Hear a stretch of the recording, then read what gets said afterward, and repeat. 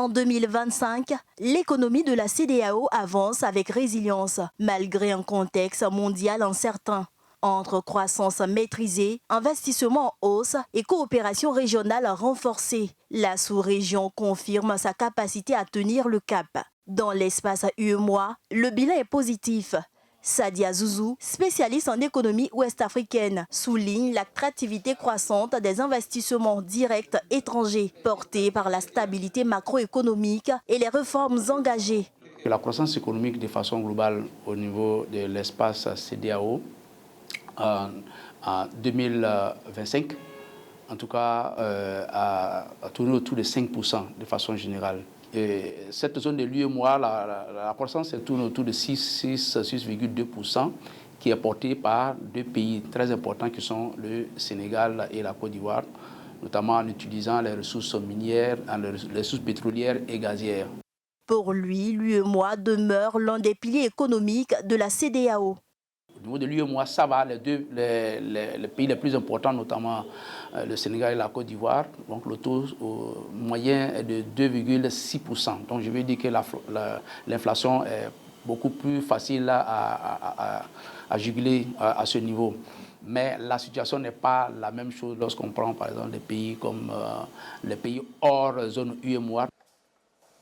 La compétitivité régionale se nourrit également de la coopération sud-sud. Le président de la Chambre de commerce et d'industrie du Maroc en Côte d'Ivoire, Saad El Hamzaoui, met en avant les partenariats avec le Maroc, moteur de croissance dans les secteurs clés comme le BTP et l'agriculture.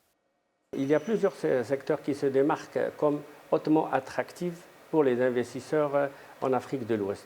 Vous avez en premier lieu les infrastructures, dont on a un besoin massif en route, en logement, en énergie, en eau potable et logistique. Et il y a aussi beaucoup d'opportunités, ce qu'on appelle en PPT, partenariat public-privé. Aujourd'hui, je prends le Maroc. Le Maroc est parmi les 3 meilleurs pays investisseurs dans le secteur privé en Côte d'Ivoire. Et tout cela dénote de la vision de Sa Majesté le Roi, que Dieu l'assiste, et qui a vu que la collaboration entre les Africains, c'est leur salut dans la réussite. Un climat favorable aux investissements doit s'accompagner d'exigences de qualité. Ce qualiticien appelle les entreprises de la CEDEAO à adopter les certifications ISO, gage de compétitivité et d'ouverture aux marchés internationaux. Une entreprise qui est certifiée à une norme internationale comme ISO 9001, elle rayonne automatiquement quelque chose de bien.